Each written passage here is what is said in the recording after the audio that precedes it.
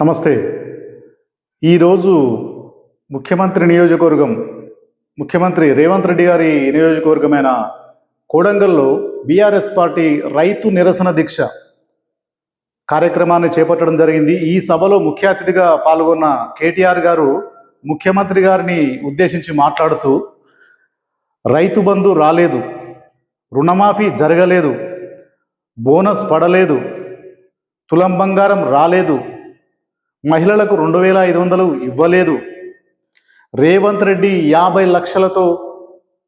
లక్షల సూట్ కేసుతో అడ్డంగా దొరికి జైలుకు వెళ్ళాడు. రైతు రుణమాఫీ జరిగింది కేవలం 11,000 కోట్లే, అంటే 0.5% మాత్రమే జరిగింది. అసలు యాక్చువల్గా 49,500 కోట్లు అవుతే మొత్తం రైతుల రుణమాఫీ జరుగుతుందని బ్యాంకర్లు నివేదిక ఇచ్చిండ్రు. కానీ కాంగ్రెస్ ప్రభుత్వం చేసింది కేవలం 11,000 కోట్లు మాత్రమే, అంటే 0.5% మాత్రమే వీళ్ళు చేసి రుణమాఫీ చేసినామని చెప్పుకుంటున్నారు. ఎక్కడికెక్కడనే ప్రజలు నిలదీయాలి. రాబోయే స్థానిక సంస్థల ఎన్నికల్లో కాంగ్రెస్ నాయకులు గ్రామాల్లోకి వస్తే తీవ్రంగా నిలదీయండి అంటూ వారు పాలకవర్గం నాయకులపై తీవ్రంగా విరుచుకుపడడం జరిగింది ముఖ్యమంత్రి రేవంత్ రెడ్డి గారి మీద. అంటే ఏ శాఖకు, కీలకమైన శాఖలకు మంత్రులు లేరు.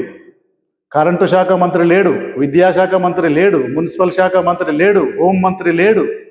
ఈ మంత్రివర్గాన్ని పునరుద్ధరించాలంటే ఢిల్లీ పెద్దల దిక్కు కావాలి. వారేమో ఉలుకు లేదు, పలుకు లేదు. ఈ రేవంత్ రెడ్డి 30 సార్లు ఢిల్లీకి పోవడం రావడమే జరుగుతుంది. పాలన పడికేసింది. ఏమాత్రం ప్రజల అభివృద్ధి కార్యక్రమాలు జరగడం లేదు. ఎవరికి చెప్పుకోవాలో ఏం చేయాలో ప్రజలకు తోచడం లేదు. కోడంగల్లో దళితుల భూములు, ఆదివాసుల భూములు కొల్లగొట్టి తన అల్లుడికి కట్నంగా ఇస్తున్నాడు. ఇదెక్కడ న్యాయం?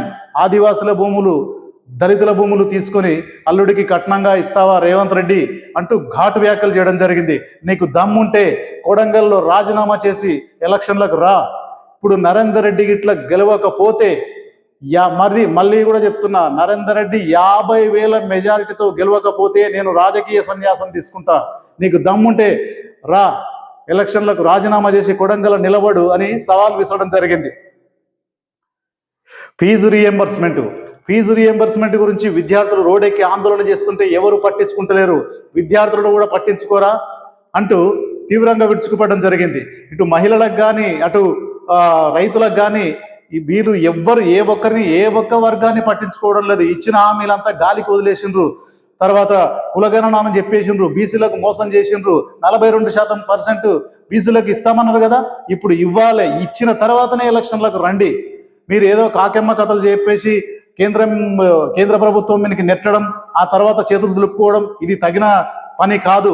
మీరు నిజమైన మనుషులే అయితే మీకు విశ్వాసం, ప్రజల మీద ఏమాత్రం విశ్వాసం ఉన్నా 42% బీసీలకు రిజర్వేషన్లు కల్పించిన తర్వాతే స్థానిక సంస్థలకు ఎలక్షన్లకు రావాలని చెప్పేసి ఈ సందర్భంగా ఘాటుగా విమర్శించడం జరిగింది. ఇక మంత్రుల విషయంలో కూడా సమన్వయం లేదు. మంత్రులకు, ముఖ్యమంత్రులకు సమన్వయం లేదు. ఎమ్మెల్యేలకు, మంత్రులకు సమన్వయం లేదు. కార్యకర్తలను పట్టించుకుంటలేరు, ప్రజలను పట్టించుకుంటలేరు. ఏ ఒక్క వర్గానికి న్యాయం జరుగుతలేదు. అసలు రైతు బంధు వేస్తారో వేయరో తెలియదు. రుణమాఫీ ఇకనైనా చేస్తారో చేయరో తెలియదు. 2,500 మహిళలకు ఇస్తారో ఇవ్వరో తెలియదు. తులం బంగారం సంగతి అస్సలు ఊసే లేదు. ఎప్పుడు ఇస్తారో ఏం చేస్తారో తెలియదు. ఉట్టి మాటలతో కాలయాపన చేస్తున్నారు. ఢిల్లీకి వెళ్ళడం రావడమే జరుగుతుంది, కానీ మంత్రివర్గ విస్తరణం కూడా జరగడం లేదు. కీలక శాఖలకు మంత్రులు లేక ఎక్కడి పనులు అక్కడ ఆగిపోవడం జరిగిందంటూ ఈ సభలో ముఖ్యమంత్రి గారిని ఉద్దేశించి, కాంగ్రెస్ ప్రభుత్వాన్ని ఉద్దేశించి కేటీఆర్ గారు తీవ్రంగా విమర్శించడం జరిగింది.